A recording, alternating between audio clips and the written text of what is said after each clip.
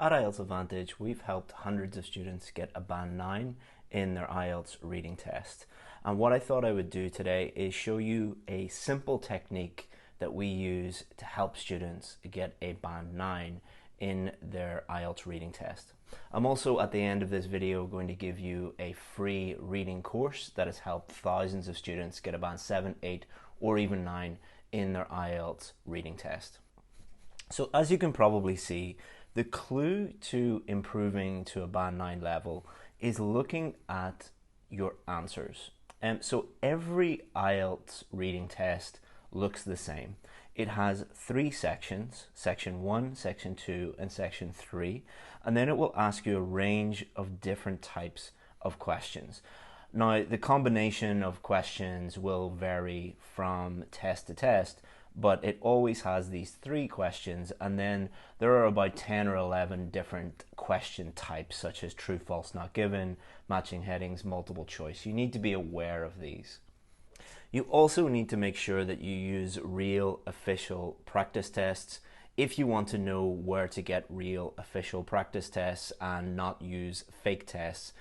I'll put a link in the description and somewhere in the video to show you where you can get real practice tests. It's really important for this technique that you use practice tests that are official. So Cambridge English practice tests or practice tests from the British Council or IDP. If you use other practice tests, this technique will not work.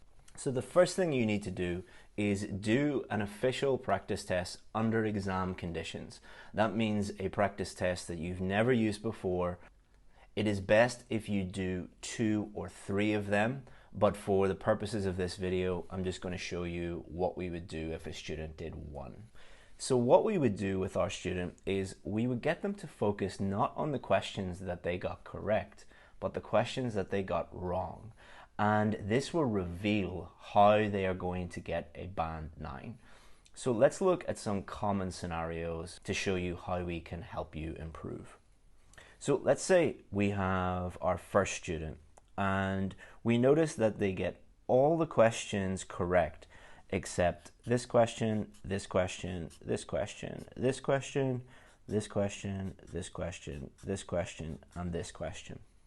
So by looking at their wrong answers, we can see that for this particular type of student, what they need to do is just focus on 2 question types. They obviously have got all of these right, all of these correct, all of these correct, all of these correct, and section 3 is the most difficult part. So it shows that there's no problem with their reading skills, no problem with their vocabulary, but every time they get a true, false, not given question or a matching headings question, they're very likely to get that question wrong. So for this student, what they need to do is just focus on a strategy for matching headings and a strategy for true, false, not given. And if they do that, they're going to dramatically improve their IELTS reading score because they are thinking and improving strategically. They're not trying to improve everything.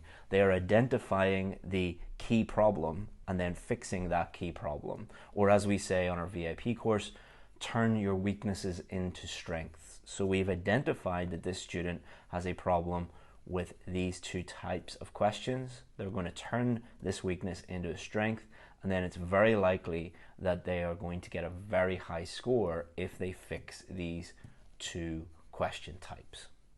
Now let's look at a different student. So this student gets nearly all the questions correct, but they get this one wrong, this one wrong, this one wrong, this one wrong, this one wrong, this one wrong, this one wrong, this one wrong, this one wrong, and this one wrong. So section 1 is quite easy. Section 2 gets a little bit more difficult, and section 3 gets even more difficult still. So if the student is getting all or mostly section 1 and section 2 correct, but when they get to section 3, they get nearly all section 3 wrong, or most of their mistakes are in section 3, this is an indication that this student needs help with their reading skills and or their vocabulary. Most of the time it will be both, because section 3, the text is going to be more difficult, the words in that text will be more difficult to understand, and the reading skills required, it requires more skimming, scanning, close reading. So for this student, most of them are incorrect. So we need to help this student mostly with their vocabulary and their reading skills. It could also be for a student like this where they're getting mostly section 3 wrong, where they are running out of time. So they had no problem in the first 2 sections, but they're running out of time. If they have a timing issue, then we need to help them with the different types of questions, familiarize themselves with the different types, help them with the strategy for those different types of questions, and then slowly build up speed. So if you had a problem for it, let's say this student just could never get everything done on time, what we would do is we would start off very slowly with this student. We would say, okay, take 90 minutes to do everything properly. Can you get everything correct in 90 minutes? Let's say they do that, or they get nearly all of it correct in 90 minutes. Well, let's try it then in 80 minutes, and then 70, and then 60. So we're slowly building up speed, and that's how we would help that type of student. So we've helped student A, who just needs help with true, false, not given and matching headings. Student B, who obviously needs help with vocabulary and their reading skills, and student C, who just needs to improve the speed at which they do the reading test. Now let's say we're working with a student and they get this one wrong, and this one wrong, and this one wrong, and this one wrong, and this one wrong, this one wrong, this one wrong, and this one wrong. So this is quite unusual because this particular student only has problems when they actually have to write the word, and they had no problem actually getting the correct answer. They got the correct answer for all of these. They have no problem therefore with sentence completion or summary completion because they actually found the correct answer. However, this student spelt equipment wrong, concerns wrong. They had a problem with the spelling of procedure, injuries, sunlight, transpiration, and weight. So for this student, they do not need to work on strategy. They do not need to work on speed. They don't need to work on vocabulary or reading skills. They just need to work on spelling. So as you can see, each student is very, very different, and we need to understand what their weakness is first, and then we attack that weakness. And spelling, there are different ways that we can help students with their spelling. But unless that student did this analysis, this weakness analysis, they would never be able to really understand their problem. Imagine this student goes and does like a very long reading course at a school somewhere, and they learn all of these different strategies and techniques and everything. They're not actually going to improve because their real issue is spelling. And it takes about 1 hour to figure this out. Now we have another student, they get that one wrong, that one wrong, that one wrong, that one wrong, that one wrong, that one wrong, that one wrong, and that one wrong. So as you can see, matching information, matching headings, matching statements. This is a particular type of problem with matching. Each different type of question tests different reading subskills. So matching, one of the subskills that you need to learn for that is scanning. So scanning for the location of the correct answer.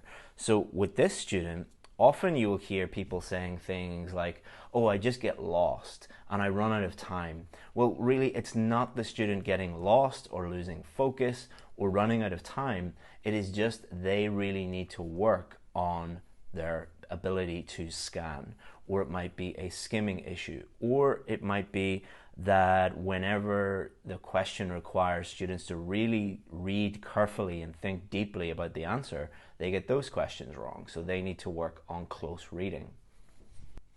So to summarize, it is extremely rare for a student to just be bad at reading and just continuously get low reading scores. There is always a reason.